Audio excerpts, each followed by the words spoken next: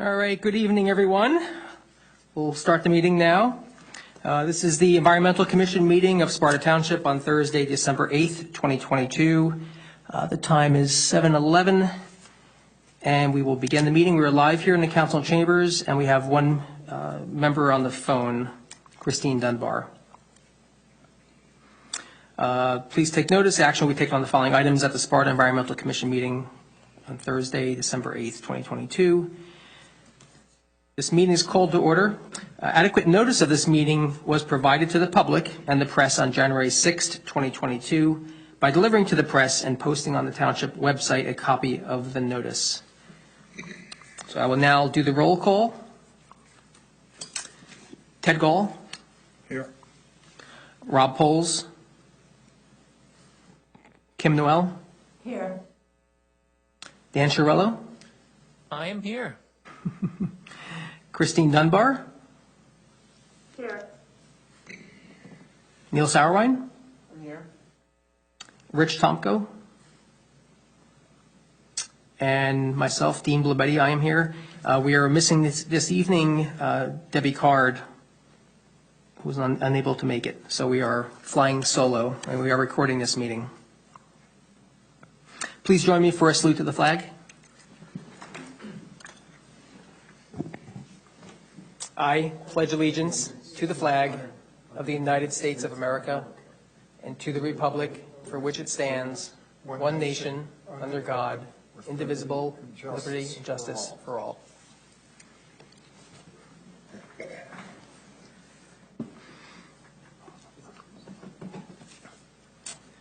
Okay, we do not have any minutes to approve this evening, so we will move on to correspondence. Earlier today, you received from Debbie a packet of different pieces of correspondence.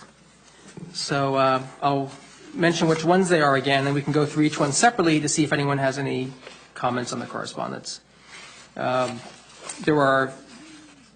There's one from Eco Sciences, there's one from Kramer Ecological Services, there's one from Dykstra Walker Design Group, and there's a copy of the Sussex County Open Space Committee minutes from September 22nd. So I guess we'll begin with the first one, which is the Eco Sciences that we received, sent into the town. It's the application for a freshwaters wetlands general permit, number 5.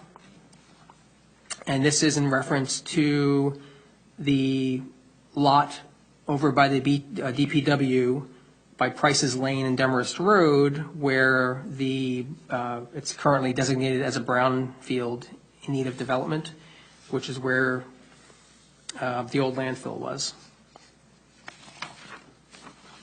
So I guess take a moment or two just to refresh yourselves on this one. If you hadn't had a chance, just glance over it if you could.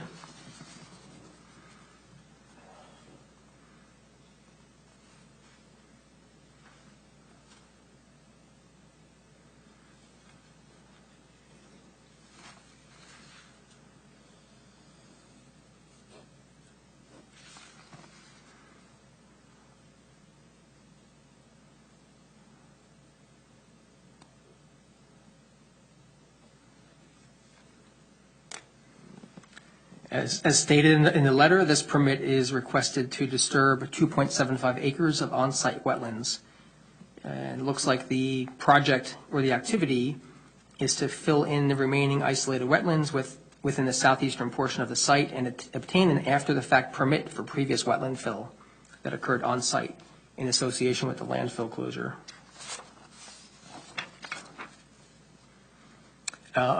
Accompanying this letter, which I'm assuming our town clerk has, is a CD with a copy of the application, and you'll see on this document there are 7 different components that are included on that CD.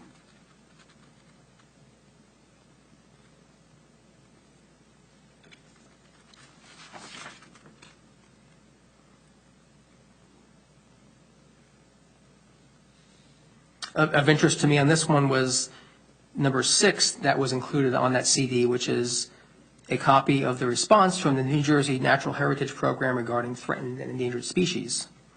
I haven't seen the actual report. I'd be interested to see what it found, but I'm glad they see that they checked. I think there was also, if this is the one I'm thinking of, a certification about the box turtle. Although now that I'm looking at it, I'm not finding it.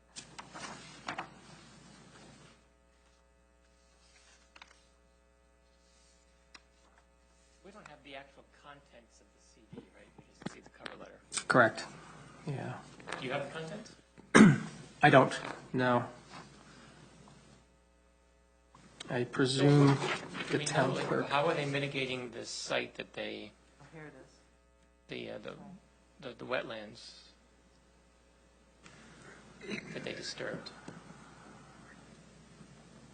Did it say here? I couldn't really tell.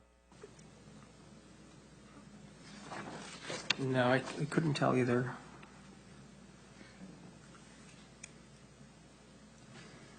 Is that on the salt shed? It's on that same lot. Yeah, it's on the Oh, DPW lot. Yeah, where the landfill used to be.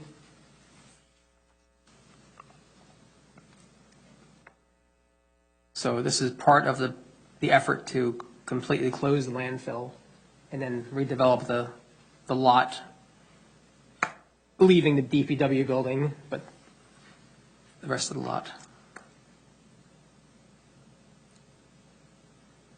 I want to ask a dumb question. What's the reason for filling in wetlands? Yeah, that was kind of the problem. I forgot my hearing aids. I don't think that's a dumb question, Neil. That was my question too. Okay. Why are they doing this? Why are they filling in wetlands? It's So not I clear. know that when they filled the landfill, so when they closed the site, they improperly filled in about 2.5 acres of wetlands that they should not have.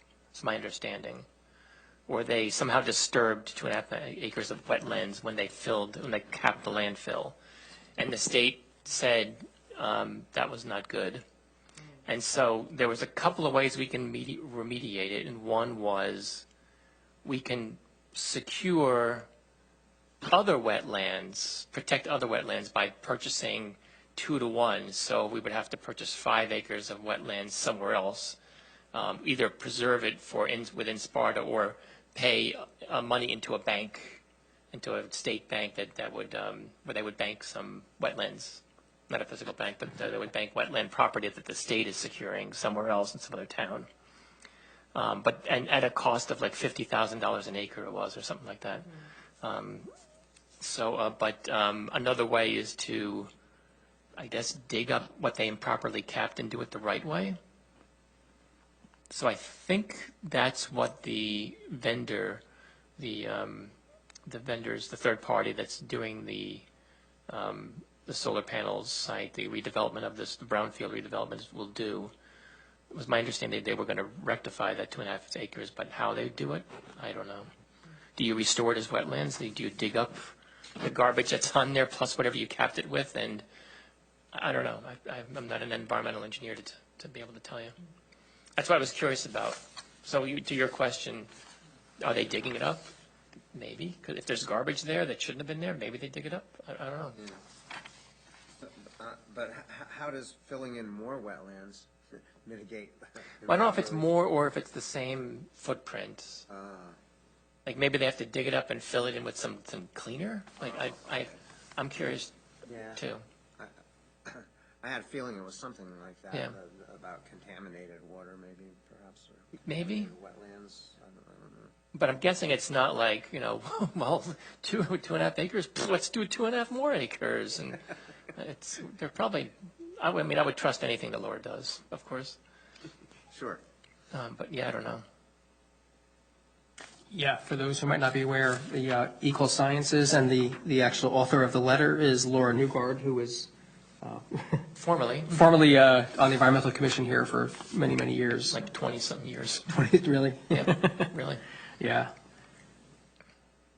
True, so it gives me a level of comfort. I think what's been discussed is probably what's happening. It seems like they're going in and disturbing it, doing it the right way, and then getting an after-the-fact permit for the previous wetland fill that occurred in association with landfill closure.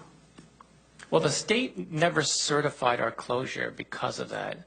So we closed the landfill years ago, maybe even a decade or two ago, but we never got a final, yes, you did it right, because we didn't do it right. And this has been lying open ever since.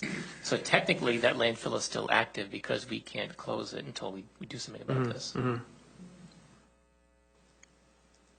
Okay. Any further discussion on this or conversation? I mean, in theory, we could probably, if we needed to reach out to them, we could reach out. I don't see a time limit on this one, but Not on that, but on the salt shed, I have a comment in that I think over $2 million is a lot of money for a salt shed, yeah. right? So do I. A couple of few $100,000 might be all right, but over $2 million seems like a lot of money to me. It does. I can talk about that during the In your council update, update, or I maybe? can do it now if you Maybe want. in your liaison update? Yeah. So Yeah. before I move off of this, we should submit comments within 15 calendar days, it said, but I don't Nothing to really have comment any on, right? comments. True. There's Yeah. no content here to. Yeah. Yeah. That's right. This one does have a 15-day. So can you get that CD put on some kind of file share that we can all connect to, like some Google Drive? Maybe Debbie can arrange Maybe. to have that content Yeah. put somewhere that we can all access it. It's public record, so it shouldn't have to be secured. Like if we put it on the Google Docs thing or something like that, or OneDrive or something, it should be fine. Yeah. Yeah. Why don't we do that? Okay. We'll see if she can. She might need some help from IT.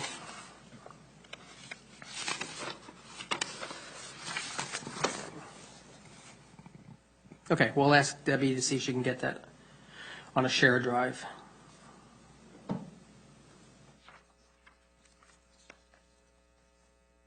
Okay. Next one is Kramer Ecological Services. This one is a Block 1001, Lot 3. I didn't have a chance to look that up, actually. This is a freshwater wetlands letter of interpretation, transition area waiver averaging plan, and flood hazard area general permit number 6 application. So they're applying to the DEP for those permits. And this is notifying us of that.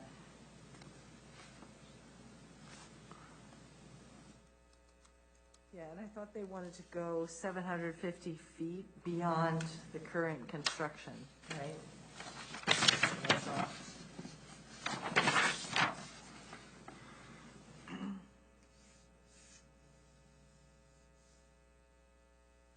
Oh, is this Maria Drive? I'm looking for. I see. I just a search for Block 1001, Lot 3, and it came up Maria Drive.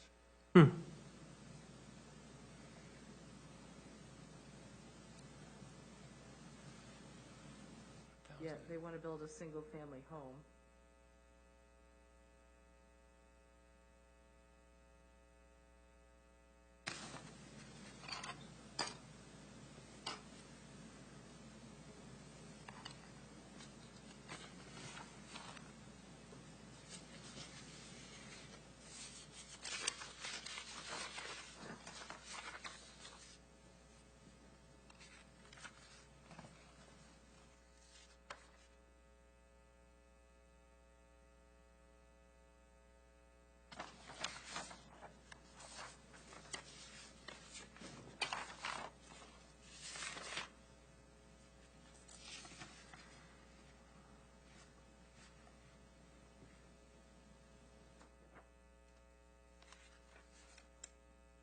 All right, no, the 750 feet, sorry, that's the next one. Is that the This one. Dykstra?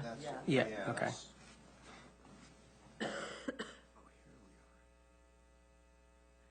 So there's no home on this lot right now, and they want to build one, or that's what I'm or there is a home there already.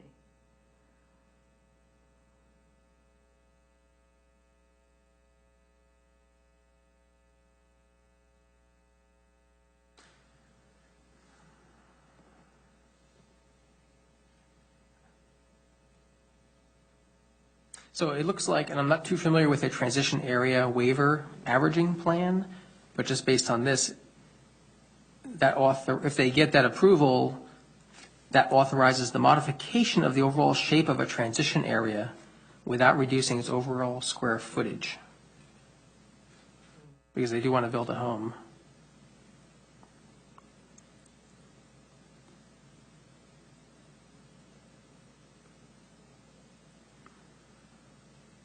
No, it's Sawmill.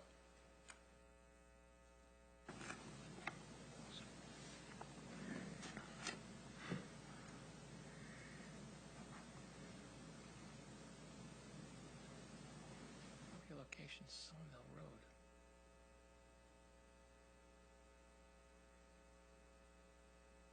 And the flood hazard permit is because the proposed construction is within a riparian zone of a regulated watercourse.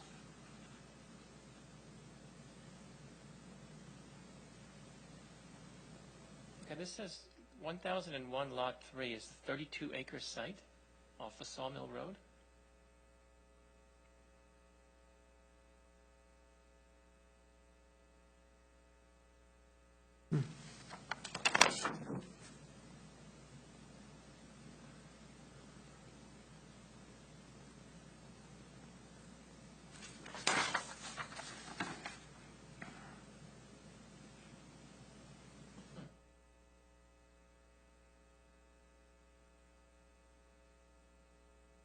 So I guess, are there any comments on this? This is not an application to us, the planning board or zoning board yet, this is just a notification.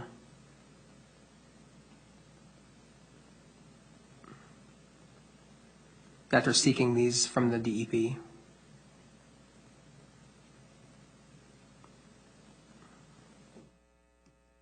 I'm trying to find exactly where on Sawmill Road that is because there is a wet area in an area that could be 30-something acres that I'd be curious about.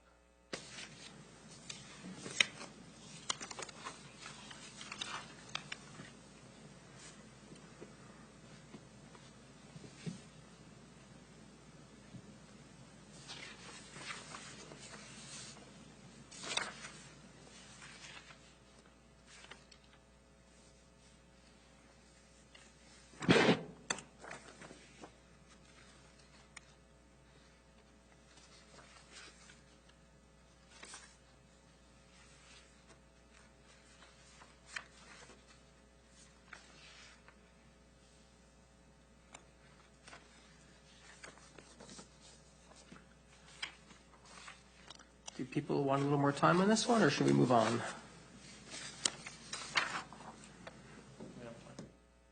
I'm good. Good, okay. I don't think there's anything to comment on right now at this point. No. Dan? No, I'm good. Good, okay. Okay, next correspondence, which I don't actually see listed on the agenda, but we all received it, is Dykstra Walker Design Group. This is regarding a flood hazard area permit by certification, block 5002, lot 21. This is Upper Lake Mohawk. 0.26 acres is the lot size. Currently has an existing dwelling, a driveway, and associated site improvements. It's within the 300-foot riparian zone.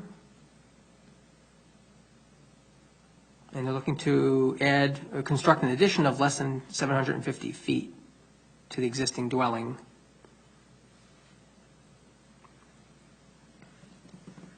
What does that mean? An addition of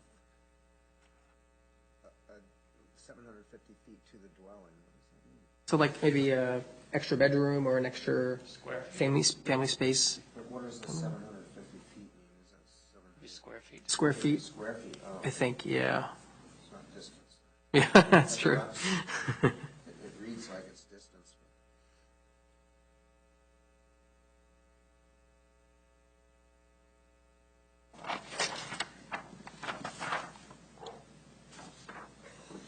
That's tiny. Upper Lake Mohawk has a new dam with a large spillway, so I don't know how there can be a problem with wetlands. This looks like it's right on North Shore Trail. Here's North Shore Trail.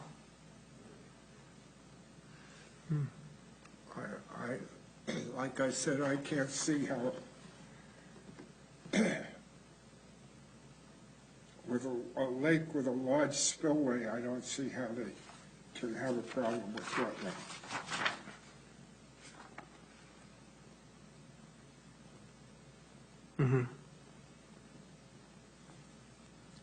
Well, maybe it's not wetlands, maybe it's just the riparian zone. I guess because it is, they still need to permit.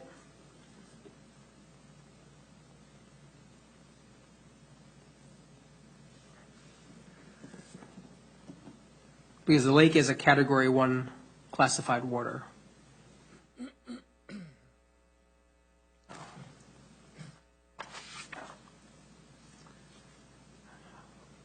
Oh, so anyone have any comments right now at this point with this one, or concerns about this notification? No? I don't. I don't even. No? Okay, Dan? Okay.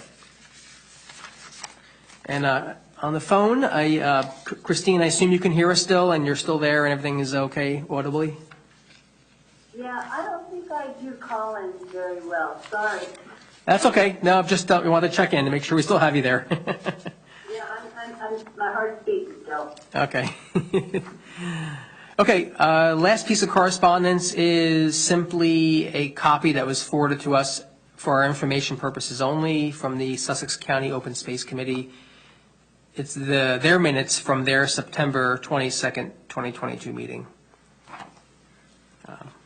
I glanced through it. I thought it was interesting. I was impressed with the open space land acquisitions that they were doing. A couple municipalities have recently acquired some land. I think one was around Culver Lake or Culver Brook, up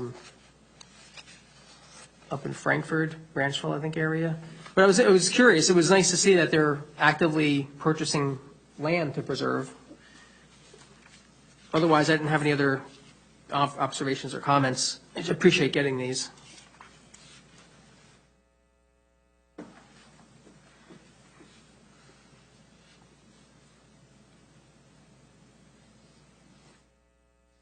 And then there was the dirty dirt ordinance. Yeah. So, anyone have any other highlights or conversation around the minutes? Okay. Okay, so let's move on. We don't have any applications tonight. Seeing no one's here from the public, we'll pass over the public comment period, and we'll go to reports. So, Mr. Gall, can I have a planning board report update? Well, the big thing, the planning board was looking at the ordinance. You just get the microphone here. Oh, the planning board was looking at the new ordinance 2221.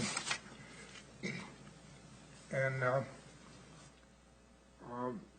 they didn't make a determination on it, but I'm opposed to it. And the reason I'm opposed to it is they're changing definitions. And where it's been called a warehouse, they're now saying that a warehouse is for extended storage, right? But they're adding a new distribution center definition in there. And then in section 15, they're prohibiting the use of distribution centers. So it looks like this ordinance was written by lawyers who don't want a warehouse. Maybe we can go, we're going to have a whole section to talk about the ordinance in a few minutes, so that's good. I don't want to lose that, though, but maybe we can all combine it together, so we can go through this piece by piece. okay. Yeah, but good observations. So maybe we can table that for a few minutes. So Ted, you're saying that because I think this went to the planning board for adoption before it went back to the council. The council voted to introduce this ordinance last meeting, so we're going to vote on it I next week. forgot my hearing aids and I'm having trouble. So the council's going to vote on this ordinance next week because we voted to introduce it the past meeting. So the next meeting, which is Tuesday, we're going to vote to adopt it. But you're saying that it didn't come out of the planning board yet? I think They discussed it. yeah, Right. it went back to the planning board, I think, for a consistency review.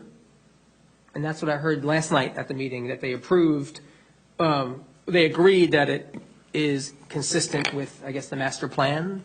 So Okay. they have moved it out of their planning board shop again to go back to the council for approval. I think what I heard last night is that it was consistent. There was no issues with the master plan. Okay. So in a sense, their planning board, I guess, blessed it to keep going forward back to the council. Right? Yeah. Okay. Anything else from the planning board No, status? You were there, Yeah. Yeah. and there wasn't much. No. I think I heard that that Captiva proposed, the application from 2 years ago for that 70-unit residential Or you may complex extend behind it. Burger King. They extended that application approval for another year. Did they say why they didn't allow comment on that extension? No. They just said it was just a discretionary decision that the planning board has the authority to make, and it wasn't. Well, I mean, open- that's a truism, right? They have discretionary to make decisions, right? Yeah, they didn't explain the rationale of the extension. Did they explain the rationale of not allowing a public comment on it? No, Excellent. just that it was protocol, right? There was no public discussion. I guess they didn't see it as an opening up of a hearing. It was just a procedural matter, I believe. Sure. Yeah. What's disturbing to me is that that the ordinance change a couple of years ago allows for up to 80% impervious surface for a handful of lots like that, that's the part that bothers me a lot. And it drains into the Walk. It could, yeah. And Because because it's 80% impervious coverage, the only way to capture stormwater is underground tanks. Mm-hmm. And after questioning the engineer at the time, the engineer admitted that they're not always reliable when you get a big storm, because how big of a tank can you possibly sink to capture runoff from a big, number of acres that are going to drain into a lot? And so capturing water underground in a closed system is difficult at best. Yeah. And if you look at the property, at least that one, it's very steep. It's, it would drain downhill if it overflow. And it's wet down there when they. Good. So, Yeah. Yeah, and it would flow right towards the high school and the middle school, right? If I'm thinking about Now, this is where where the Burger King is? Stop and Shop. Right. So if you go to the Burger King and there's this broken up little road, if you follow that little winding road, they used to go into a retirement home there. It was a small retirement home, but that's the site that they were going to build on. But if you look out from that, it goes down a hill or whatever, and then you see the Stop and Shop in front of you. There's a cemetery, There's part of a that land cemetery down as there is a part of there. cemetery behind the church. But these high school is pretty far away from that. Right, but the water flowing off that site. We'll eventually go to there, yes. Yeah. Yeah. So the applicant has another year now of a holding period if they want to still build, despite the fact that conditions could have changed with the town's needs and interests. Can I ask a question? Sure. And this, maybe Dan would have the answer, Dean, somebody. Have we fulfilled our affordable housing requirement, which used to be the COA? Do we need still 188 more units and we need to do that by 2025, or has that been taken care of with all of the new development that's been going on in the past 5-10 years? Yeah, I have no knowledge of that. I do know that a certain amount of the North Village was set aside for affordable housing. I also know that with the ordinance, that I believe 15% of the units have to be set aside for affordable housing. However, according to, I believe, New Jersey law, this is not a town law, I think it's a New Jersey statute, that the builder who wants to build, I don't know, 100 units to make it a round number, doesn't have to set aside 15 units in that complex or in that building. That builder could secure some other building somewhere else and make the 15 units there the affordable housing piece. So the builder has to provide for 15% affordable under COA housing. It doesn't have to be in that same development. That's what I was told. But in terms of do we have a gap still to fill? I don't know. I would assume we do, but that's just an assumption based on what I heard last night. One of the arguments that I heard last night was that this is still important because we have some affordable housing requirements to meet still. That was kind of what I heard. So I would just presume that means that we haven't met our requirement, but. And there are other ways to do that other than to build concrete and steel 100-unit apartment buildings. They don't need to be right there. That's what I heard last night as well. You did too? That this was part of fulfilling the obligations for COA. Yeah. Okay, well, thank you for answering that. I just stumbled upon the Sparta Fair Share Plan, and I couldn't get any updates on it. You know, it's about, the document I was reading was about 5 or so years old, but, and it ended with that we still needed to have 188 units within Sparta. But, you know, so and it also said that we had a $224,000 balance that were given by the state to fulfill this obligation still remaining. So, you know, I was just wondering because somebody was talking about, I guess you mentioned the Captiva development, and I thought that maybe some way they might be associated, you know, that project with our need to fulfill affordable housing requirements. Yeah, it's part of the argument I heard, that would help. But to Dan's point, there's other ways and places, and you don't need to have 70 or 80% impervious surface and create a lot of extra traffic. My personal opinion, to do that, I think it's important we meet that requirement, of course, but perhaps not with this project in that exact lot.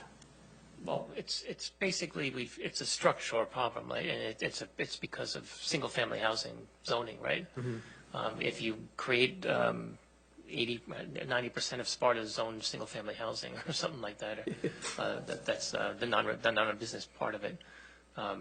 You've basically ensured that you've got big, expensive homes and you can't do anything about it. If you were to allow for multifamily housing where I grew up, when I lived in Germany, in a town about the size of Sparta, and I lived in a neighborhood about the kind of neighborhood I lived in now. There were, I lived in a triplex, and there were big homes in the area, and there were small homes in the area. There was a little 6-unit apartment building down the road. There's another one on the other side of the road, another part of the neighborhood. It just interspersed within the neighborhood. I never would think it would bring down property values. It's just what you do, but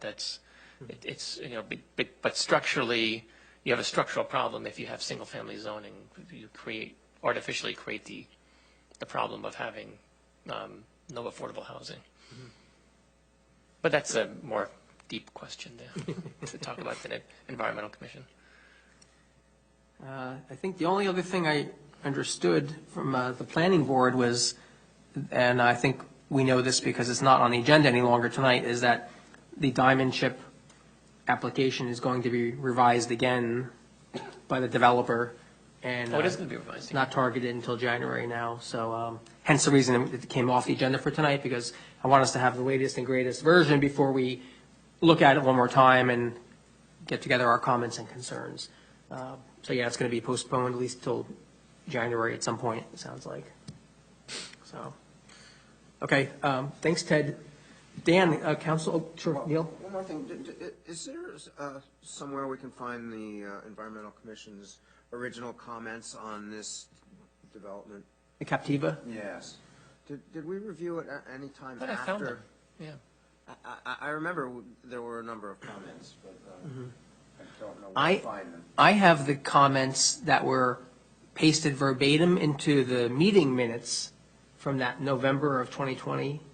So, I definitely have them. I can forward them to you. so I the found them somewhere. Janice had put, I guess it was discussed in November of 2020, and Janice had then, in the spring, when she did the minutes for November, I think it was 12th, 2020, in the minutes of our meeting, verbatim, she has the comments that were made to the planning board on that. But I don't have the exact separate letter myself either. I wonder if Debbie or Michelle, yeah. Yeah, I couldn't find the minutes. Where?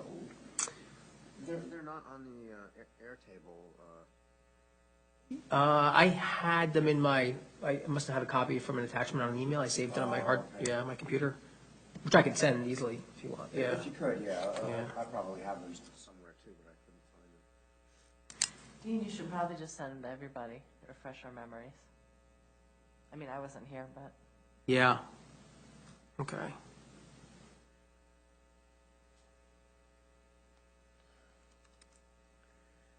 Dean, I will send this to you, and then you can forward it on to the, Is that the report? that's the Environmental Commission comments on the Captiva. Okay. I just forwarded it to you.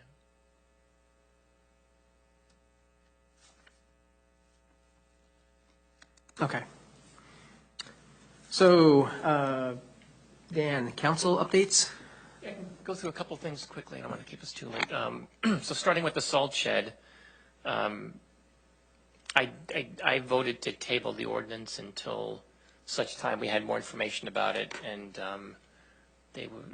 my motion to table was denied, and subsequently the vote to introduce that ordinance was failed because it needed a 2/3 majority, and myself and Councilwoman Wildsmith voted against it. So it's right now off the table, but it will be introduced next year.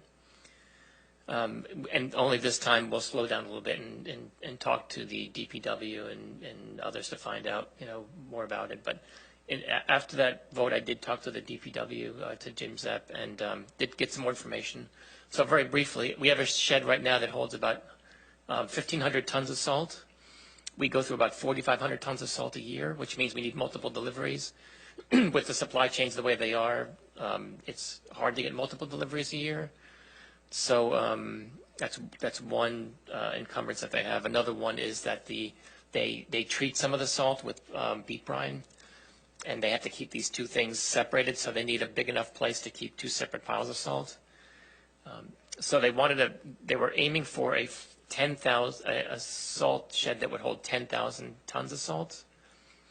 That would allow them to get one delivery a year, a lot less risky that way, and could take them through the whole year with only one delivery.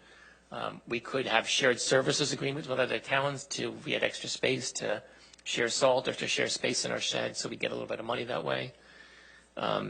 The problem I have is that still a $2 million shed? There's no foundation, it's just a couple of footings, a steel erector set.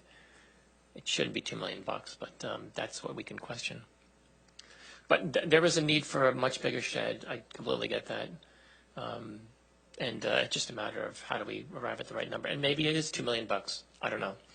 I don't build salt sheds for a living, so I couldn't tell you if that's a good number. But that's as I say, is that. What else is two things from the League of Municipalities convention that I went to last month that I'll are relevant here. One is about, I did go to a seminar about farm preservation. So there's a number of programs that, in a nutshell, if you're a farmer and you want to sell because you don't want to be a farmer anymore, or it's just not cost effective, or for whatever reason, there are programs that will assess the value of your home, of your land as a farm, assess it as a commercial value, and pay you the difference. And will pay you the difference to deed the farm preservation in the deed, so that it'll stay a farm.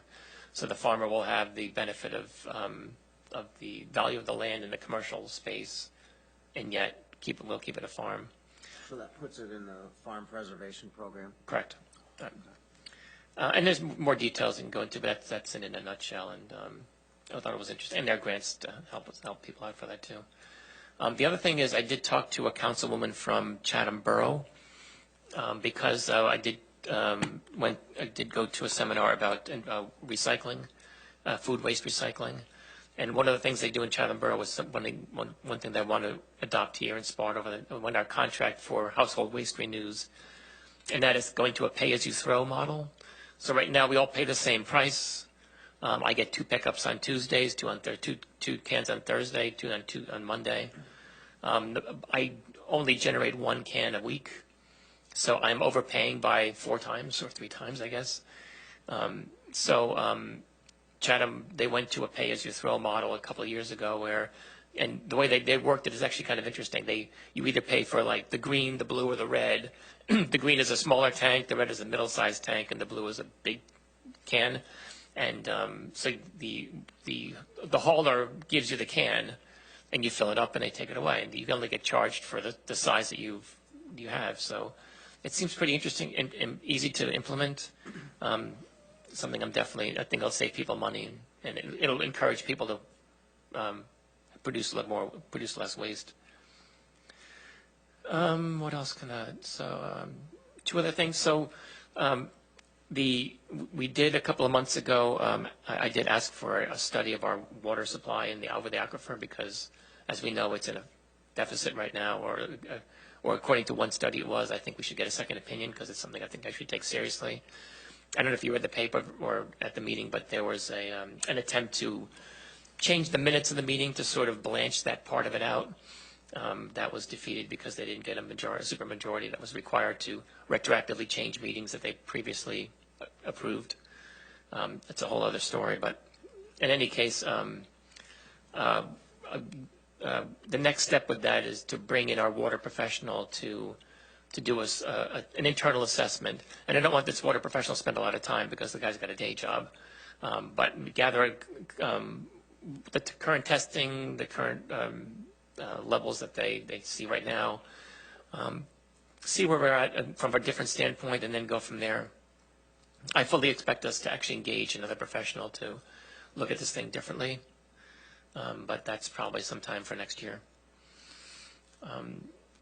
2 more things. One thing is that I have started to engage with people from the Sparta High School in the student government space because I wanted to start engaging students with the town government, and I had an idea for having the student government run the council meeting a day.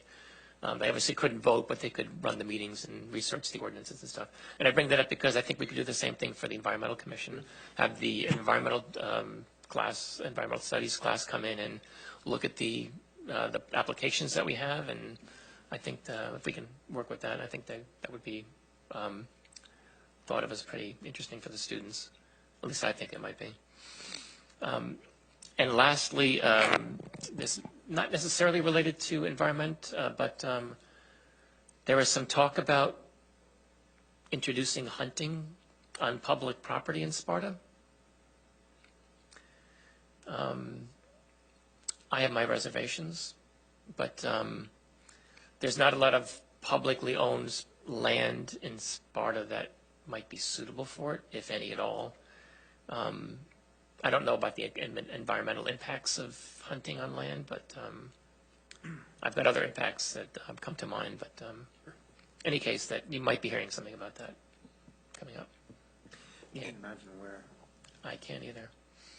Yeah, on the hunting topic, though, I believe there is hunting already on parts of Sparta Mountain, but that's not township-owned land. It's either Audubon or NJDEP. Actually, up on Sparta Privately owned Mountain. land, you can, and obviously you need to get the owner's permission. Wildlife management area. It is wildlife management area, correct? Yeah. Yep.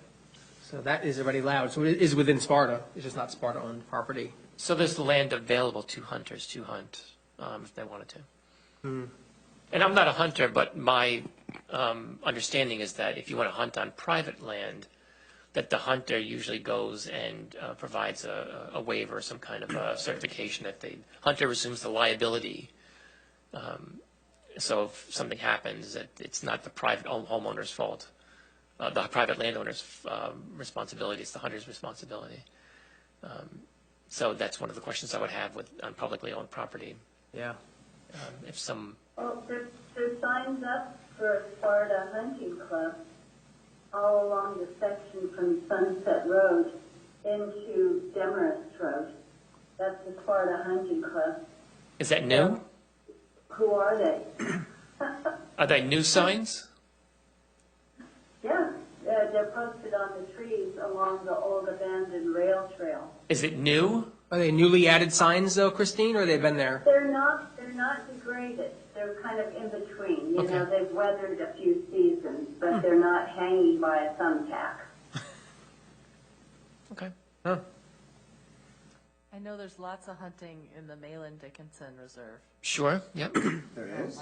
Yeah. Oh, Malin Dickinson. I My was thinking home about. butts right up to it, and not right now. I don't think the bear hunt is allowed there. So I haven't heard anything this week, but But that's a county park. How can they hunt there? they do. Are they supposed to? I don't know that. There's bow hunting is going on right now, because there's absolutely a sign put up that bow hunting is currently happening in the, Really? Wow. In Malin Dickinson. Is that part of? Is it? If it's a public land that's owned by the state, there's a good chance that the bear hunting is allowed now. You know, they're trying to get their quota by Saturday, or they'll extend it another week. yeah, I looked up the bear hunting area, and it wasn't there. I don't know why. It wasn't one of the designated zones that was allowed. Interesting. Okay, that's all I have. Okay, thanks, Dan. All right, moving on, unfinished business. First item is new website update, and Debbie sent a little update on that earlier. The website's definitely going live in January, according to her information. They're having training for the rollout next week, end of next week. And both Debbie and Diana are going to do that, and they'll be able to upload documents for us, as well as another secretary here as backup. So what that means for us is the township will have a new website, and we've been told, my understanding is the Environmental Commission will have a sub-page, a page within that website. I think it's a good chance for us to refresh the information on there, whether it's documents that we think are important that we might want to upload for people to get a copy of, or even links, external links to, Highlands Council and lots of different things. We could, put links to different tools on there that we think is important, or information about recycling, what have you. So I guess I'll ask everybody here over the next week or so, if you have any ideas around resources that you think should be on the Environmental Commission page come January, whether it's a link to an outside entity or if it's a document. Let me know. I guess send me an email and forward it, please, if you could. I'll consolidate it and then send it to Debbie, and hopefully we can get those on the website. If you have a chance, look through what we have there now, make sure it's not there already, and we should do a check to see if the ones on there are still valid. So a little homework. I have another meeting. Oh, okay. Okay, Ted. All right, thank you. If I don't see you, have a good holiday. Yeah, you could lock it now, I guess. I don't think anyone's coming at this point, so thanks. All right, next unfinished business, just a wrap-up and announcement, as you all saw, I'm really pleased that we received the award for bronze for Sustainable Jersey. I think it's a big win. Yeah, excellent. Yeah, we should clap.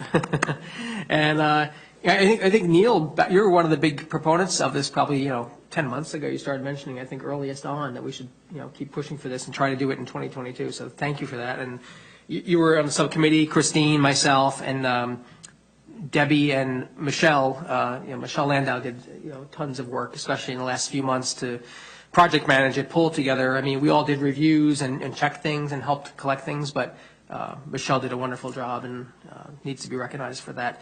And also, there was a bunch of other township employees that helped out too. So I won't go into names now, but we couldn't have done this without their help too. But it's a big deal. I'm really happy we didn't lose it and that we have bronze for another 3 years.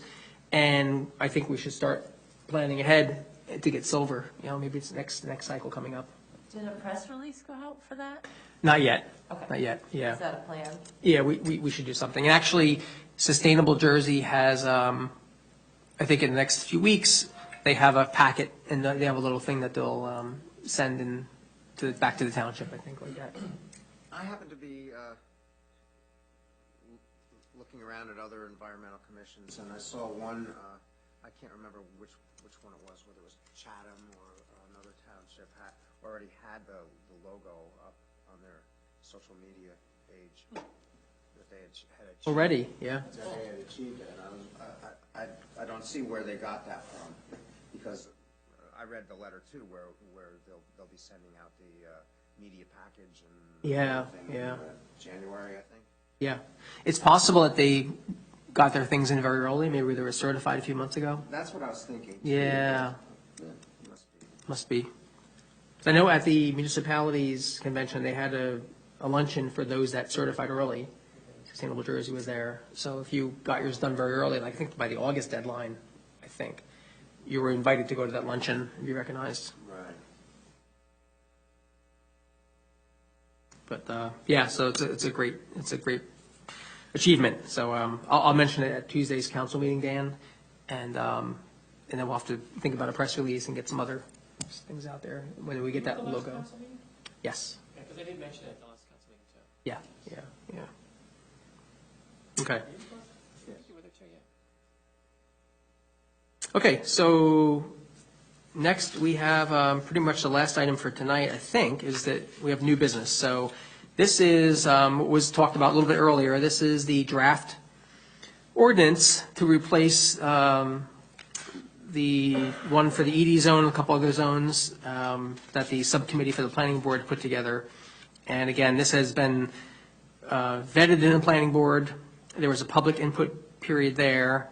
They passed it on to the council. It was introduced as an ordinance at the council meeting 2 weeks ago. It went back to the planning board. They did a consistency review. It passed that.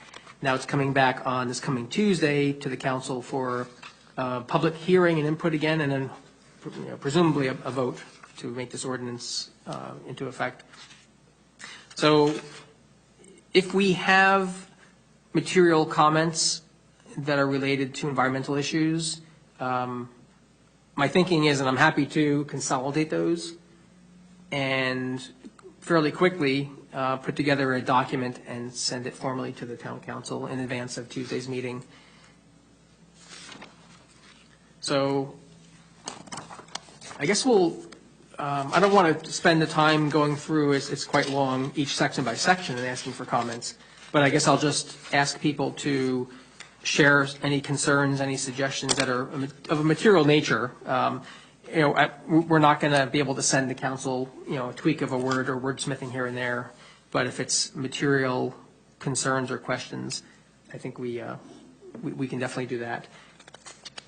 And if I can't gather it all now because we don't really have a great note-taking system here, I'll ask you that if we agree that they should be on there, then if you can just send it to me by email as well, so I can consolidate it. So, who would like to go first? Any questions, concerns? I know Ted had mentioned one about a definitional issue with warehouses. Yes, he said mentioned that they changed the definitions, and included a definition for a distribution center, and then they're not allowing distribution centers. Which, the distribution center is a high volume, maybe something like Amazon or UPS. It says permitted Yes. uses will include storage buildings, warehouses, and wholesale distribution centers. And replace that with storage buildings and warehousing with wholesale storage subject to the definition of warehouse, which shall not include distribution centers uses, fulfillment centers, or parcel hubs, or standalone or outdoor storage of any kind. So it's a warehouse that is not a distribution center or fulfillment center. And a fulfillment center is defined as some place where you put the final package together, like you get the raw materials in the building and you assemble it and you've got a final package that you send out. So that's expressively not permitted. And the distribution center is short-term storage of products, high velocity distribution. The way my interpretation is that the reason they're allowed to, it's good to actually define things, even if they're excluded, because then you're clarifying what it is that you're excluding. So I'm not sure if Ted was getting that differentiation or not. I think he was concerned that it was in there, but I think describing it and defining it very specifically is a good thing. And then later on you can say, okay, well, now that we know what that is, that's excluded. Right. I think that's okay, right? Yeah, that's good. I thought that was part of the object of Yeah. this revision. Yeah, I think so we can too. keep Amazon out and. Yeah. And the like, Amazon and the like. So they made it more of a low velocity storage, longer term storage. They reduced the size, the height, maximum height of the building to 35 feet, which is kind of weird because the engineer basically testified at the planning board a couple of years ago that they needed 40-something feet, almost 53 feet maybe it was. They needed a lot higher to accommodate the cranes that will lift the stuff off the trailer and put it off the train and put it into the or onto a truck or something. That they specifically needed that height. Now they're taking it away. Oh, no, I'm sorry. I see exceptions for a rail adjacent. Okay, there's Yeah. still 48. Yeah. 48. All right, I'm sorry, I didn't read that part. No, I'm just reading it now again. But again, none of this stuff changes anything for the diamond chip application because it's there under the land use that was at the time of the application was made. Coverage of 175, or warehouses can't be bigger than 175,000 square feet, which is still a pretty freaking big warehouse. What concerns me, sorry, Christine, get. Is that following the latest stormwater regulations? 40% of the lot area? Are those the regulations, or if not, are they consistent with the best management practices? Does anybody know? I can't remember. Well, it's 55% For the rail, yeah. for the rail, Right. rail adjacent. But this is going to replace, this is going to replace the ordinance that we're working under now for the time being. Then, of course, unless we change what's in the master plan, right? So this is not going to affect the warehouse project now, the mega warehouse. But as soon as that project is over, before any other development want to come in, if this ordinance passed, this will replace that other ordinance that guided the diamond chip. Is that correct? It's not a replacement, it's an amendment, but generally the answer is yes. Okay. So, and then this will, until the master plan is looked at, this will be the thing that will guide the decision making. For any new applications, yes. So it's an amendment in that it doesn't say replace this whole thing with this whole thing. It just says replace this section with this, and then this section's changed to this, and then this other section's changed. So it's hard. I started looking at it, but it's hard to, because I don't have unless you put them side by side, it's hard to go through. Right. I thought of trying to do that too, but it was too much. Yeah. But yeah, your first question though, Christine, I don't know, the answer to that is. Well, the answer has to be yes, because the state guidelines are the law of the state. We can't violate the state regulations, right? You talk about the best management practices Not talking about the for, impervious, the coverage limit, right? The stormwater coverage. Yes. So the stormwater regulations were updated last year, so I mean, it's a valid question, but I can't imagine that. yeah, they'll never get past the DEP if it's not. Yeah. Okay. It just seems high. But they always define me. So that was one thing that really popped out. The other thing, well, we're on like section 9 now. Can we just kind of like go through it section by section quickly? So that we don't miss anything? Because I think if this is going to replace and do a better job, let's recommend that it do the best job it possibly can. You know, if it's going to replace the ordinance that was well thought out. Sure, yeah. Let's start at the top, and we'll try to keep moving along fairly quickly. So let's start with section 1. It's kind of self-explanatory. Well, we kind of walked through the definitions already, so that takes us to section. Well, I have some comments on section 2. Sorry, go ahead. Yeah. So for me, section 2, it talks about rail-dependent uses and structures, and it changes it to rail-adjacent uses. And throughout the ordinance, there's preferential treatment given to rail-adjacent uses, and developments are going to be rail-adjacent. So, for instance, the lot standard, 25% versus 30. The impervious coverage, 40%, but if you're rail-adjacent, you get 55%. The height, same thing, 35 feet. If not, you get 48 feet. I'm not quite so concerned about the height, but what I am concerned about is the storage area allowance and especially the impervious coverage difference. So, first of all, why? I think what I heard a few months ago at one of the early planning board meetings was as an incentive to bring in the types of businesses that would use rail, we're going to allow them to have more impervious surface and higher buildings and all of that. Well, I heard something different when I asked that question of our engineer, and our engineer said, if you've got trucks and cranes and things operating around a rail, you need a stable, you need to be on macadam or concrete or something like that, and so you need more impervious coverage because you need a hard surface to be able to operate machines around the train line, and that's why you needed a bigger impervious footprint. Okay. Well, I could buy that maybe, but then my next question is, where I'm leading, I guess, with this is, if that's true, which maybe it is, which I would argue, how do you know it's 15%?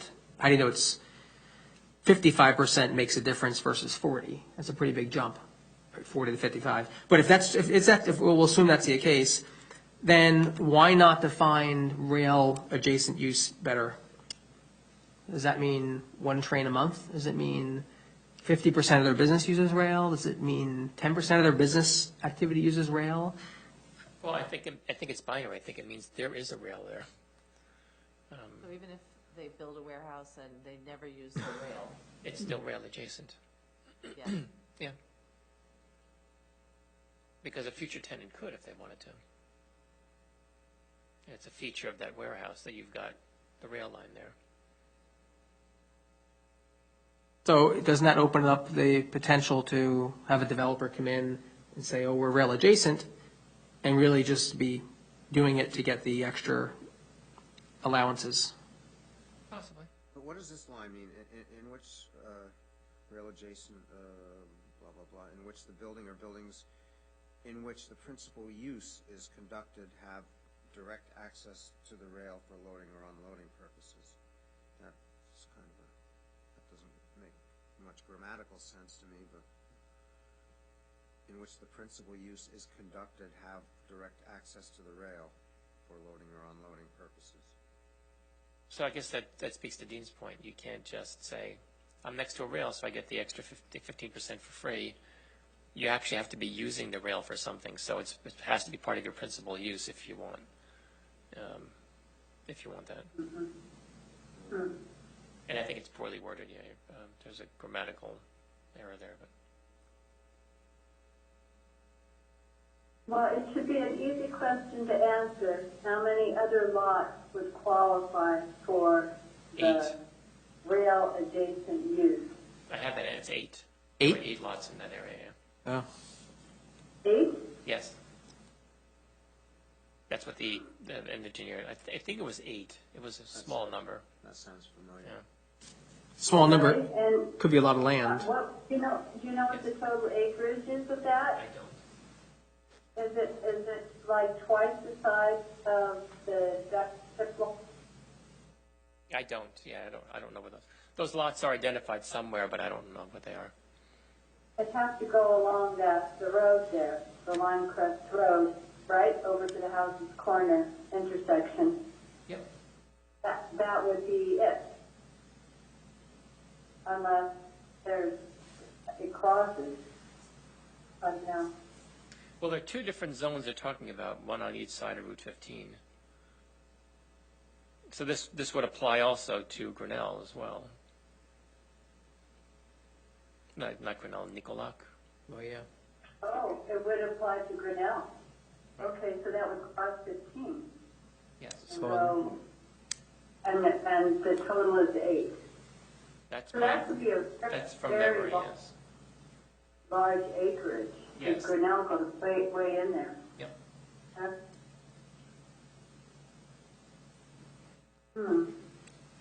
So I don't know that we've answered the first question though about quantifying rail adjacent.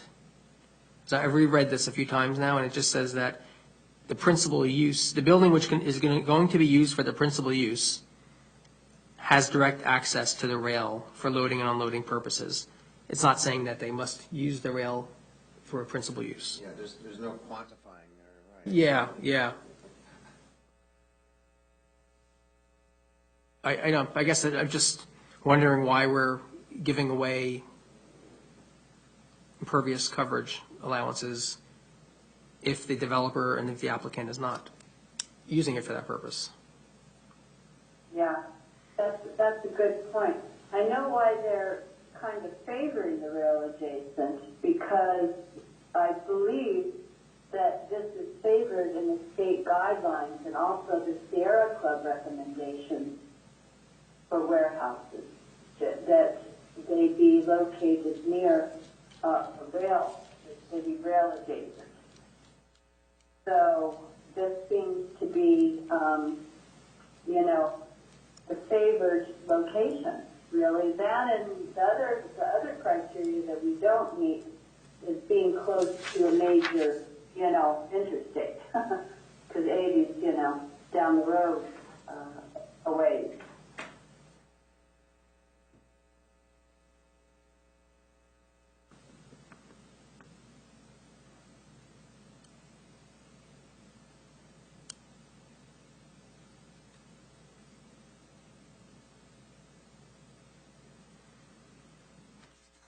Do you want to keep going? Yeah, I mean, do we think that that's something we want to highlight? That there should be a rail adjacent quantification somehow to qualify for the allowances? Yeah, or at least make that paragraph a little bit more. I think that's what it wants to do. I think it's just clumsily worded. Right.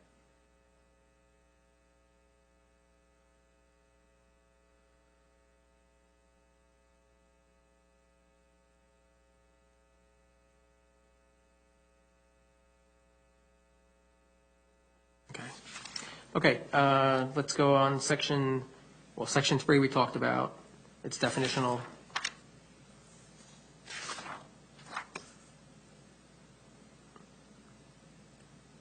4. Any concerns with 4, 5, 6, or 7? I just want to go back to the landscape area. I don't know why, and I could wait to bring this up later because it's mentioned, but when they talk about, later in the document, they talk about the trees and the shrubs and everything. You know, rightly so, they're putting in evergreens, you know, to be screened during all seasons, which makes a lot of sense. But what does not make a lot of sense is for them not to put in the word native or invasive, excluding invasive plants. It is I have there. that. Yeah, where's that one? That wording is in, Part 6, so 7, yes, it's in here a couple of times, actually.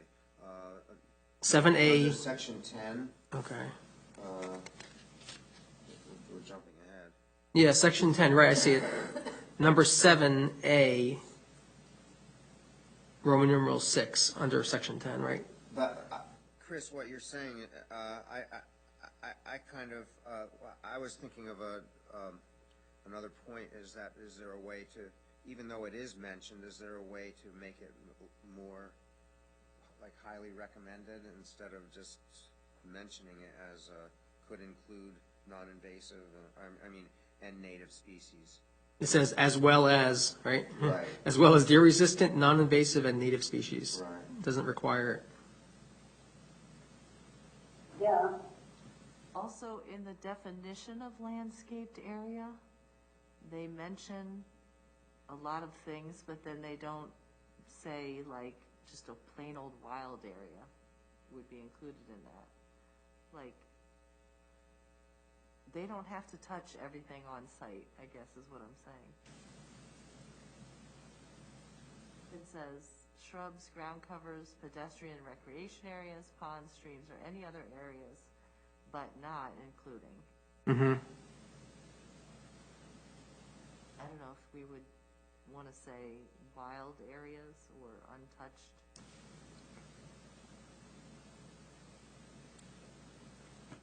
Also would be included in that. I mean, I'm assuming it's included in that, but if you don't define it, maybe they think they have to mow every single inch of the property. And purposely landscape it. Exactly. Yeah, instead of leaving natural. Yeah, that's what I'm Exactly. saying. I was thinking that. too. Yeah. Like, I hate these miles of mowed nothingness. Dead zone. Completely dead. So it does say it includes areas containing trees. I mean, would that cover it? Because if it doesn't mean they're newly planted trees.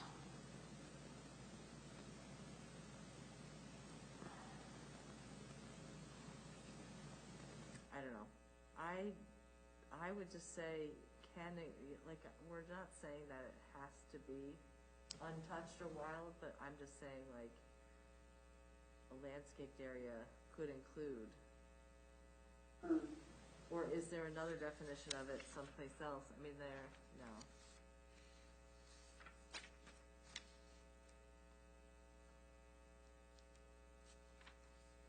Because are they comparing the landscaped area to something else later on?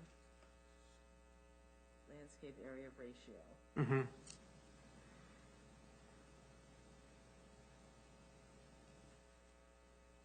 Yeah, so they're saying it's included in the landscape ratio, right? So all areas of the site not occupied by a building and required improvements shall be landscaped by the planting of.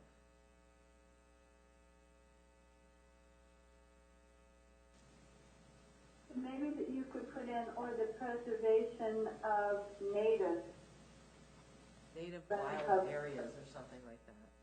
yeah, preservation of ground native, ground cover shrubs and trees that are indigenous or native to our area. But it's not even about the type of plants. It's about, like, it's okay to have an area that's just left alone. Like, just leave it alone. And I don't know that with this definition, they would think that, oh no, I have to landscape every inch of this in order for it to be included in this ratio. Would the tree ordinance cover that? You think? I don't know what they treat, I don't know.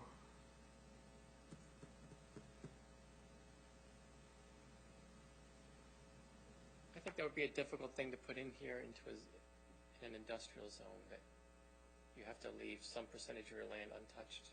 I'm not saying you have to leave it untouched. What I'm saying is, the landscape definition seems to imply that in order to have it included in the ratio, it has to be landscaped.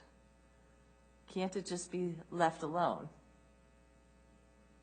So that means I clear the whole site of everything, I build my building, I put my parking lots, and then I rebuild everything, and then I plant a bunch of stuff.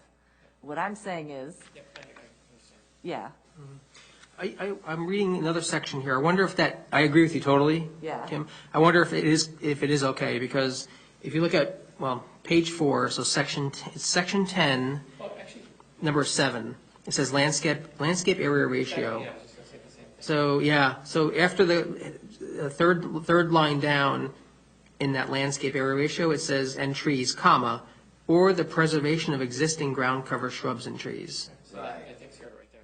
I think, I agree with you totally. I think that might cover it. That looks like it, yeah. That's a good point, though. So that would include natural areas.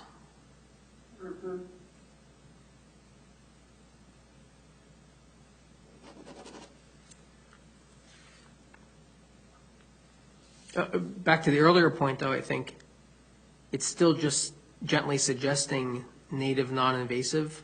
yeah, It's not it's not, I agree with No, that too. it needs to say in 6, down there under 7A. mhm. It needs to say a variety of native plants shall be selected. So Dan, Okay? well, let me ask everyone this. So is it realistic to say on this scope and scale of a project, to make it a requirement that it's only native, non-invasive species? I mean, I would love that, but is it realistic? Absolutely, it is. And when Rutgers came and they planted the bases, the 5 bases of coca, they made absolutely sure that those were native species. Okay, but kind of a little caveat is that some of them were hybrids, but they were from native stock. So I can just see what's going to happen here is we're going to get barberry in there, and other plants in there as soon as they see the word deer resistant. And different colors. That's the first thing that the landscaper is going to go towards. They're still planting them. Well, So, it says specifically, Non-invasive. deer is non-invasive and native species. So it's in here, I think. you can include, deer-resistant, non-invasive and native species. But it doesn't really say that, we want to have the native species there because we want to attract what native wildlife there is left, and try to at least make a humble effort in trying to keep things, more natural, the ecosystem more functioning. So I have a question, Dan, because you've looked at many ordinances. When the legal language says shall, so a variety shall be selected with consideration for, does shall, how do you interpret that? I mean, I'm not a lawyer, but Yeah. shall means must, I think, or will. Mhm. But then it says with consideration. With consideration. Consideration blows that, Well, yeah. consideration for various seasons. Yeah. Well, Yeah. I think that the non-invasive and native species should come first in that, in the considerations, but. Right, true. I mean, if you just change the order of the sentence, you can say, the plan shall provide for a variety of different native, non-invasive species, ... But is that, getting back to my question, is that realistic for a project of this scale and scope?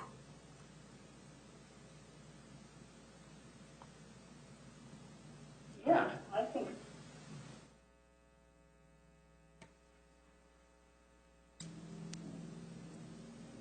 I mean, there's clearly enough variety, right, for a landscape plan to just use native, non-invasive species, I presume? yeah. I think what you're saying is, I don't want you to bring in invasive and non-native plants. Mhm. You should just say that, if that's what you want to say.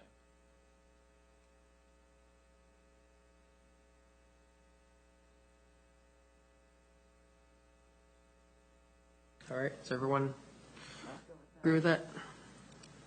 I think that needs to be said.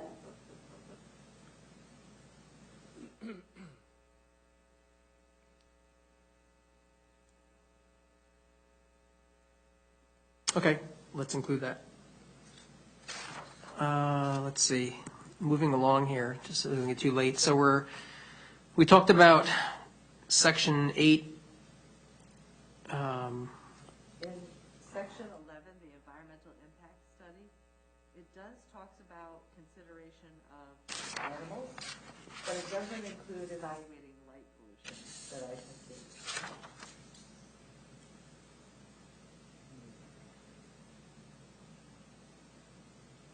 That's a good point. Is this section 11 you said, Kim? Right. Section 11, J1, environmental Mhm, impact okay. study, A. Yep.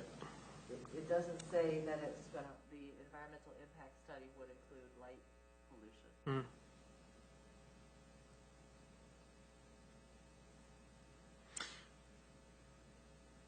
I don't know what that last sentence means. I mean, I understand what it says, but I don't know what's in that section 18-6.5C4.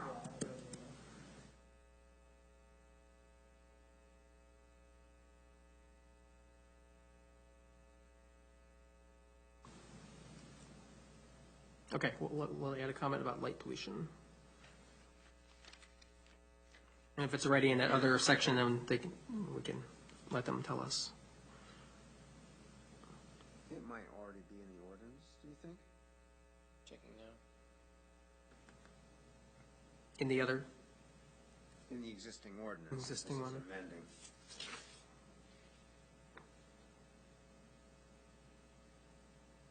So we're not reading the full new ordinance, and I thought this These- was the full new one. No, these are, This is only the changes? they're amendments, yes. Yeah, that's what makes it so hard.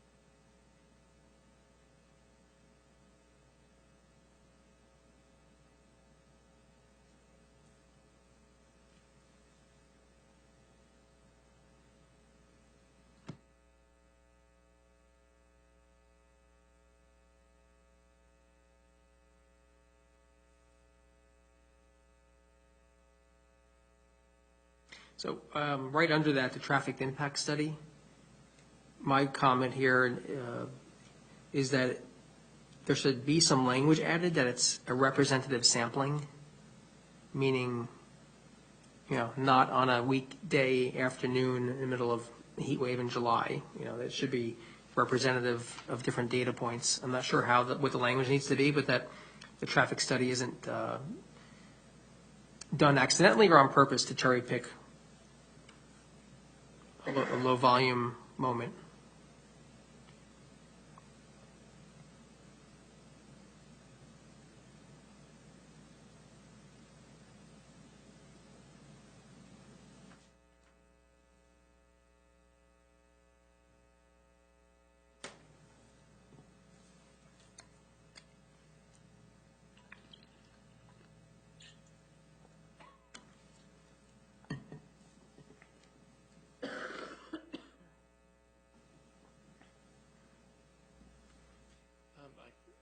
cursory reading, I don't see any reference to light pollution in the existing ordinance. But I haven't read every word. Okay. But we can include that if you want.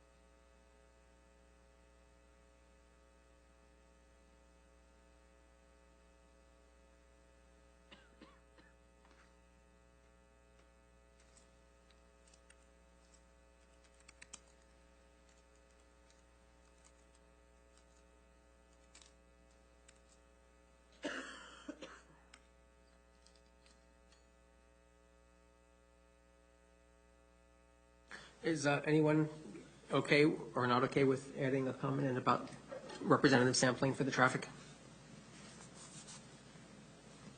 What are you suggesting that we make a comment on? For the traffic impact study, that the sampling is done in a representative manner, a cross-section of timeframes? Oh, yeah. Absolutely, that would be great. Thank you. And also, I have a question about the maximum allowable peak hour trip generation rate shall be 0.25 trips per 1,000 square feet. Mm-hmm.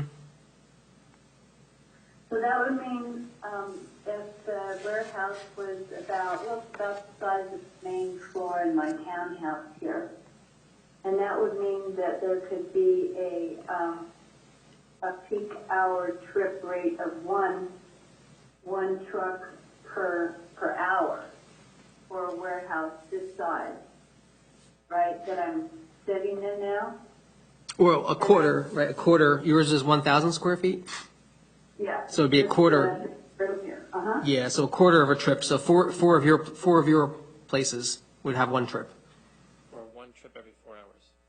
Yeah, that's true. One trip every 4 hours. 4 hours. Okay, so now how is that, and try to visualize how it would look with the new suggested maximum size of warehouses as being 175,000 square feet, right? So that would be the maximum size according to this new ordinance.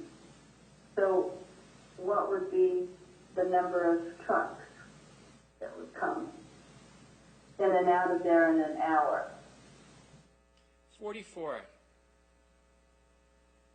44? Yep. Mm-hmm. Okay, Yeah. thank you. That's still a lot. That's almost one a minute. It is a lot. Yeah, for a minute and a half. Whew. That maybe should be looked at a little closer. I don't know why they did that, because if you can imagine if there were several warehouses in the area, you know, a half a dozen or so, that would be crazy. And I based that on also, let's see, I was looking at something else the other day. I was looking at a study.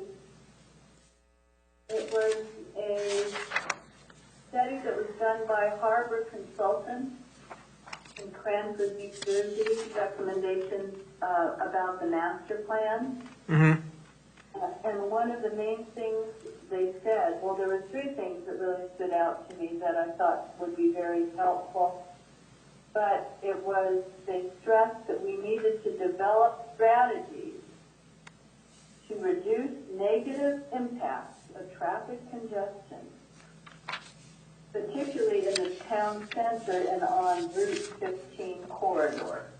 Yeah, that was related to that was related to the Captiva thing, yeah. But keep going, sorry. That was only related to Captiva. It wasn't a general assessment of the master plan. I think both of those statements are true. Okay, so that is, that's something that you can refer to, that there was the Harbor Consultant study, and one of the three main recommendations, one of those three, was to reduce negative impacts of traffic congestion in Route 15 corridor. I see where you're going. Yeah, that's a good point. You know? And I suppose we paid a lot of money for the study. And in fact, I kind of recognize a name, Catherine Sarmad. Do you know? Yep, She's a planner. she's the planner that the town uses. Yeah, she's at all the planning board meetings. Yeah. So, you know, this is something that, you know, maybe needs to be reduced if we really take a look at, you know, the future and development in that area. That maybe the 0.25 trips per 1,000 square feet might be a little high.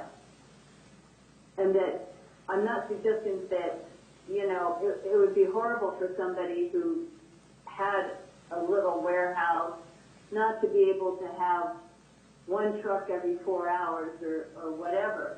But I think it needs to be a little bit more complicated than that, or maybe in some way graded, you know? Mm-hmm. You know? So Chris, Or, yeah. that's a good point. So if we're going to comment on that 0.25 trips per 1,000 and give the example of, well, that's 44 per hour allowable for the maximum size building, then we could include maybe some of the verbiage from that Harbor Consulting piece. If you have that, can you send me that blurb or a couple sentences that I can just add into that to support that comment? Okay. Yeah, we'll include that. I mean, not right now, but I guess in the next day or, you know, I guess. Sure. And I can include that comment, because you probably, it seems like you might have your fingers on about that comment about reducing, as a goal, reducing that Route 15 corridor traffic. Yeah. Okay. Okay, let's move on to the community impact statement. I mean, when I first heard about this, I kind of thought that A, is it defined enough, and B, does it have any teeth? But I'm not sure what other folks think.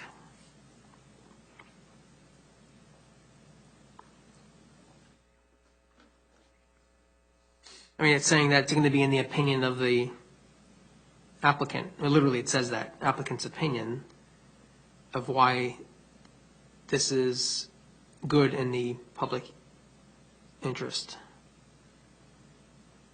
I mean, it's nice information to have, but does it mean that we can reject an application for? Excessive pollution, excessive taxing of our services, negative financial effect, yeah, I think that means that, yeah, you could, the way I read it.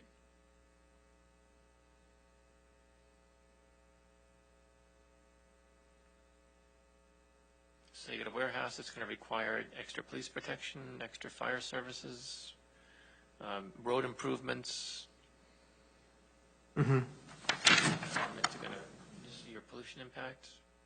Yeah, I mean, that's good to know. I think it's good to know. Can we do anything about it, though? Well, one of the things I'm going to recommend in the when this is introduced is to move warehouses instead of in the permitted use and move it to conditional use, Mm-hmm. so that we could use all these measurements and deny an application. Otherwise, it's just, here's the impact statement, have a nice day. Yeah. If it's a permitted use, I'm not a lawyer, but I don't see that you can deny an application for anything that the community impact statement has. This just, to me, means you have to have a community impact statement. So it's not like the landscaping section of it where you have to do native species and this much of coverage and landscaped area, blah, blah, blah. This just says you need to provide an impact statement. Mm-hmm. It's binary. So I guess what is our recommendation then? Is that an inadequate or a negative community impact statement? Well, how do you qualify it? There's no measurements, there's no metrics here to qualify it. It just says like your pollution impact, but it doesn't say your pollution can't be more than, Can it be based on the judgment of the planning board? well, again, I'm not a lawyer, but if there's a judgment call, I mean, that's why you move things to conditional use rather than permitted use. Conditional based upon my judgment of whether this has a negative impact, pollution impact, a negative facilities impact. How do we do that for every single application? Yeah. Well, if you move it to conditional use, then you can. But permitted use, you have to measure it against specific metrics, I believe. But is there a way to make, I mean, can you have an ordinance where every single use is conditional? I think so. That's what I'm going to recommend. You are, so not just warehouses, but every application that hits this, or this ordinance applies to would be conditional use? In this zone, yeah, Mm-hmm. I do. Yeah. Call I- me crazy. That's great. No, I think it's true. I mean, it's an important, we should have the opportunity to. Otherwise, what's the point of having a pollution impact if I can't act upon it? Mm-hmm.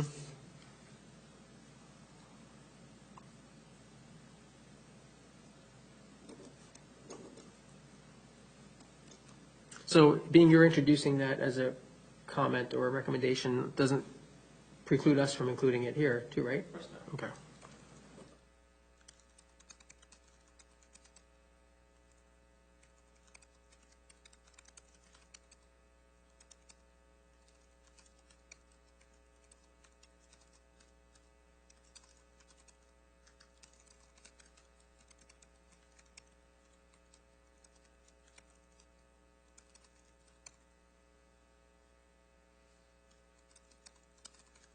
Okay.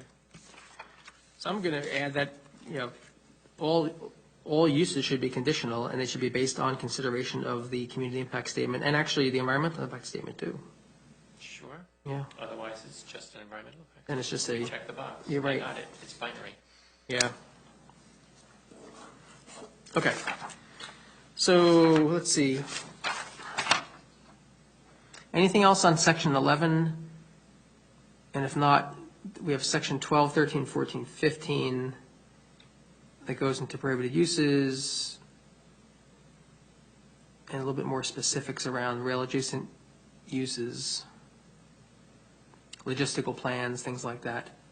Well, the same thing, it just repeats. It does because repeat. It repeats for the PDRM district. The first section was for the PDM district, Yeah. the ED zone, and this one is for the PDRM zone. Okay. So I think those two sections are identical. Okay. And I'll have to be clear in our comments that our comments apply to all Both zones. zones. There's two Yeah. zones, I believe, right here.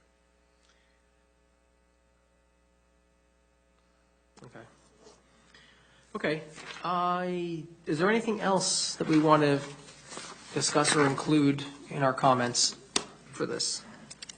I think we have a good collection. I think these are meaningful.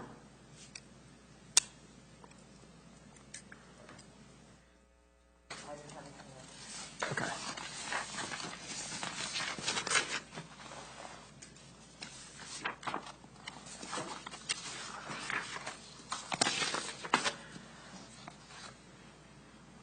I was thinking along the same lines as our comments on the native and non-invasive species. Is there any way to more emphatically encourage rain gardens? I know we always comment on plans and suggest Yeah. rain gardens, but is there any way to codify that? Well, a rain garden is just a prettier way of saying water capture, runoff capture system. Well, yeah, but it's a specific kind of water capture that plants Plants to Yeah, that's a good point. re-infiltrate the.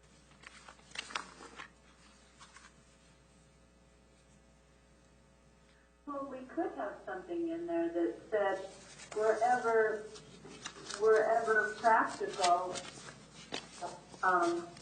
we would like to encourage the development of rain gardens to intercept the stormwater runoff. I mean, I don't think we can say that for every, 10,000 square foot warehouse, you shall have 5 rain gardens. Oh, no, You know? I agree. So Wherever practical, yes. Yeah. But we could encourage it, because I think a lot of the properties, could use 1 or 2 or 3. You know what I mean? It just depends on the topography problem.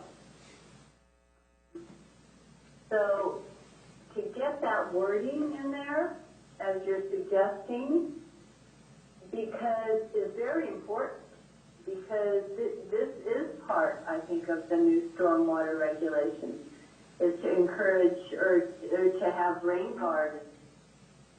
And that was at that webinar that we were just at with Chris Obrepta. Right. And so, we need to, walk the talk on that and start encouraging that, because there are also pollinator gardens too, and that draws in all of the native species. So if there's a way that we could put in to encourage rain garden construction, that would be very helpful now and in the long run.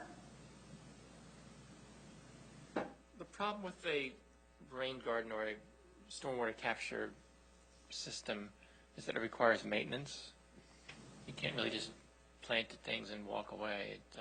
You need to keep them clean. They get sediments in there and things accumulate in there because it's a depression, and you have to maintain it. Is that a burden that a developer wants if you're not a homeowner, you're a warehouse, your facility?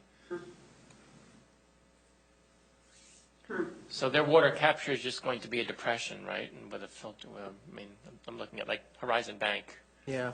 not Horizon Bank, First Hope Bank. I just picture it's got a big depression. Mm-hmm. If it's not maintained, then it's just a depression with rocks in it. You just have to mow it, I guess, or not. Mm-hmm.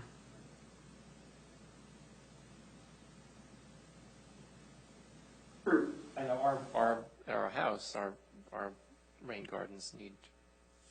Well, my wife likes doing it, but they get constant maintenance. Yeah. I wonder if I've heard that they need constant maintenance for the first season or 2, but then if you put in, perennials that, are suited for the area, the lighting, that it actually, isn't overtaken by weeds because they're so well established. Is that not true? Not sure. Yeah, it's not just weeds. I mean, weeds are part of it because you want plants in there that like water or like being wet, but because it's a depression, it gathers leaves, branches, litter that just washes in there. Anyway, it's a good point. You can. If we could find a place to put a sentence in there, I'm happy to include it. I'm not sure how much teeth it would have, again, to use that phrase. It's going to be optional anyway, and we could always just include it in our application-specific comments. It might have more impact when we do a report on a specific application. But, I'm obviously a big believer in them. I don't know what everyone else thinks. I don't want to dilute also the other comments that we're suggesting, because some of them we're asking for them to be more required aspects. Maybe it's already addressed in our stormwater Could be. Oh, rules too. yeah. Okay, so what do we think on that one? Do we want to Never mind. leave it out for now? Yeah, I guess. Christine, you okay with that? Not really, but and you're doing all the work, Dean, by trying to entwine it in here in a place that will catch somebody's eye. But I wouldn't dwell on it, but if you can find a place just to put it, just to kind of plant the seed Yeah. How about, of this idea. I don't know if anyone, if you think you have a chance to specify a spot for it, I'm happy to include it. But just given the tight timeframes to get all this put together, I'm not sure I'm gonna be able to search through and like have the brain power to figure out exactly where it belongs, but I'm happy to include it like a sentence. But you're right, maybe we can plant the, no pun intended, plant the seed and, so, Yeah, exactly.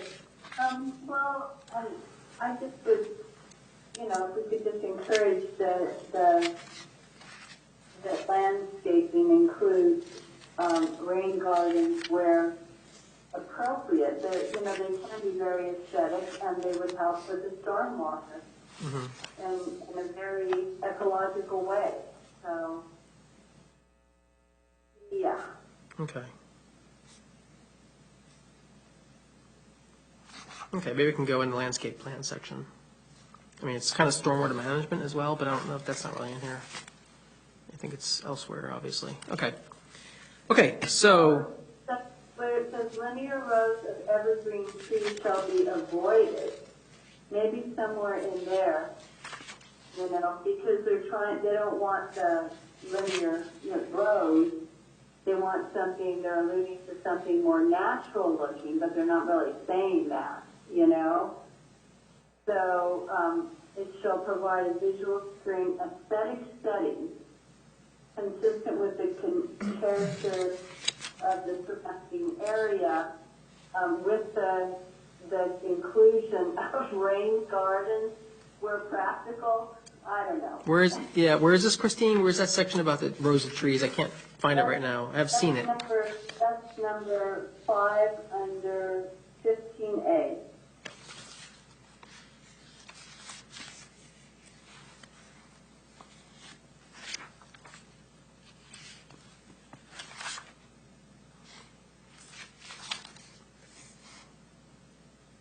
Does it appear earlier? Because when this started repeating, I didn't, Oh, 10, it's on page 10 of 16. oh, I don't have, okay, I don't have 10 with me. Let's see.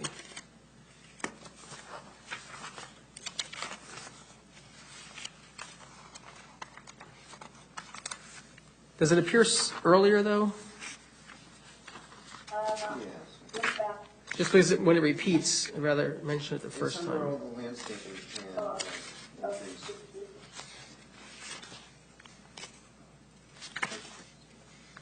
Is it under section 10?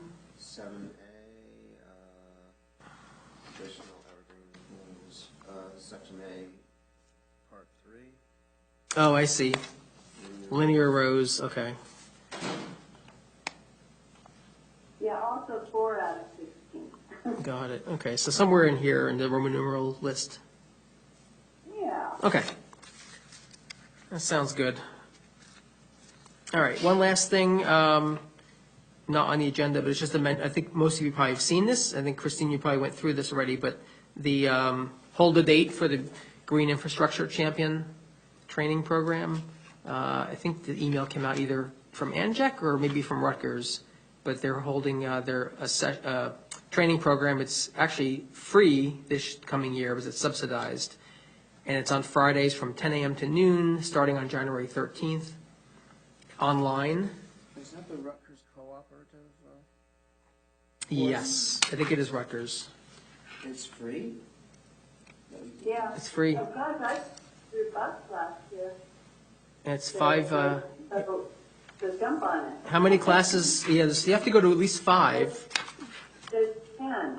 10 classes? Oh, yeah, here it is. There's 10 classes. So it runs from January 13th through May 19th. Anyone's interested, it's on Fridays in the afternoon for 2 hours. So you can become a green infrastructure champion. It's good, and I will say that they do a lot of repetition. So, you probably wouldn't have to do all 10 classes. I might actually visit a couple, because I can list a couple near the end that were very important, like retrofitting the drainage.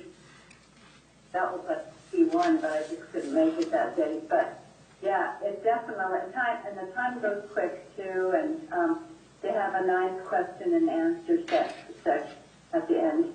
Okay. And in the Okay. Yeah. Yeah. Do you need information on this, or do you need this? or- Can I take a picture of it? Yeah, sure. Yeah, I think I have an email I can forward too. I don't know. Well, I'm still trying to understand. There's a course with Rutgers Cooperative Extension. Is this that course? Because I remember reading that there was I don't know. a cost of $270 or something for that Rutgers class. Is that the one you did last year, Christine? Yes, sir. Okay, so that's what I. Oh, it is the same. Okay. Okay, cool. So Dan, we're just saying there's a free green infrastructure champion class run by Rutgers, 10 sessions. It's subsidized this coming year, so it's free. It's 10 weeks from 10 a.m. to noon on Fridays, starting January 13th. 10 a.m. to noon on Fridays. Yeah, for 10 weeks straight. I think almost straight. I think you have to attend at least 5 of them to get credit for, it's through Rutgers. And you have to do a project. You do? Okay. You do a project. You have to be unemployed or not. So I'm signing. I guess. Yeah, I don't know about the project, but maybe. If that's the same one, I'm sure you know, but I don't see it, yeah. That's what I was gonna say, like, too bad a student, like, my daughter would love to do that, but she can't do that. Yeah, right, it's starting to, yeah. So, okay, I think I had an email on that from a few weeks ago, I think, so. Okay, is there any other new business? I know it's late, but. I just wanted to mention real quick that I attended the Sustainable Jersey Grant Program. Oh, you did? Kickoff Okay. today. And it looks like something that would be great for us to do if we could. The grants of, the large grants are 10 and 20,000, and the small grants are 2,000.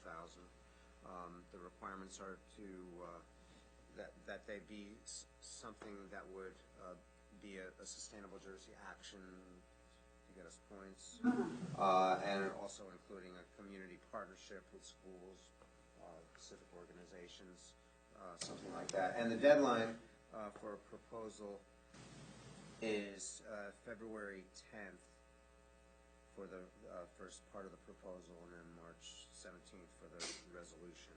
Okay.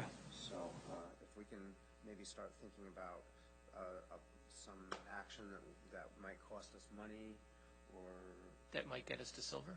yes, Mm-hmm. Wow. or Great.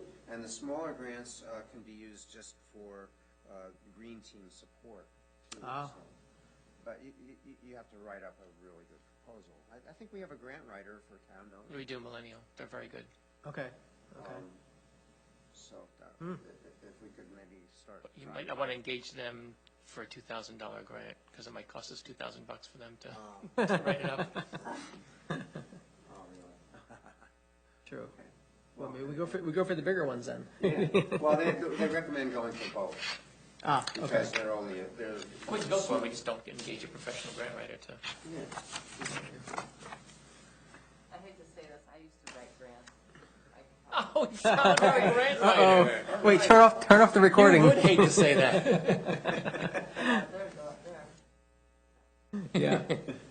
Yeah. I wouldn't want to do it. It was like 10 years ago. That still counts. Thank you, Kim. Okay, any other new business? No? I'll probably mention this is probably my last environmental commission meeting, at least for a while, because I will not be doing this next year. But it's been fun. Yes. Move on to other opportunities. Well, we've been very lucky to have you. Yeah, actually. Great. Yeah. And I think I'll just say. It's probably your last, actually, too, because, well, I don't know. I think you can actually technically still be on the, you have to appoint you like anybody else.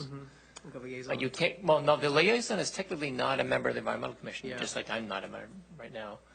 But I don't see why you couldn't also be a named person on the environmental commission if you wanted to.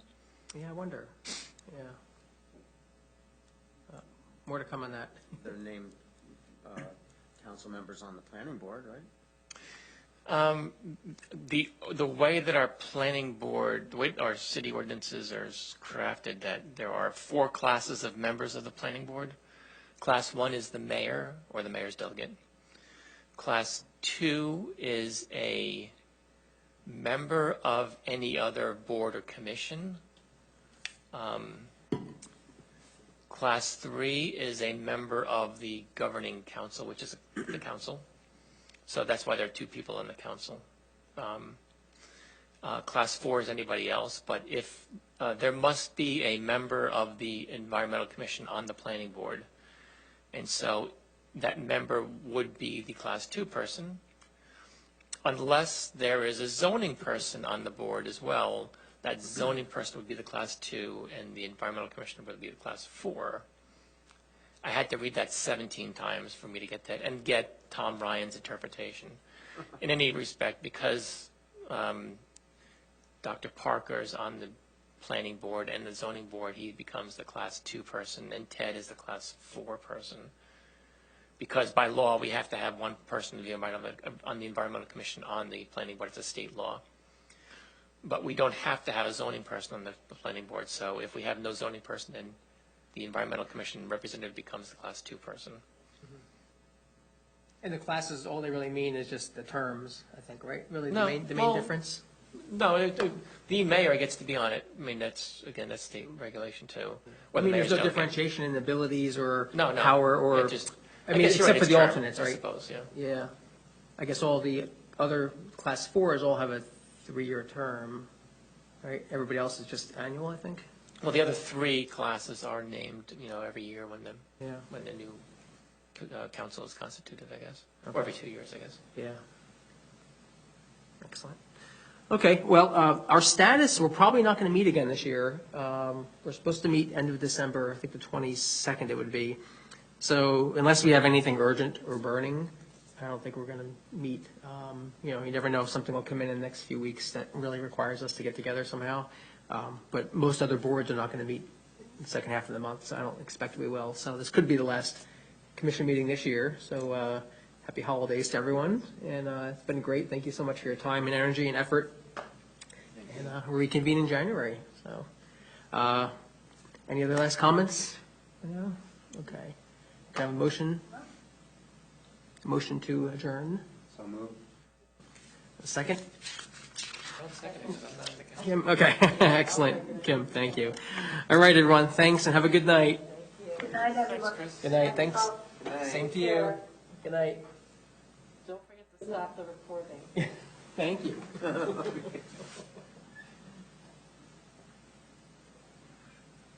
Oh, yeah.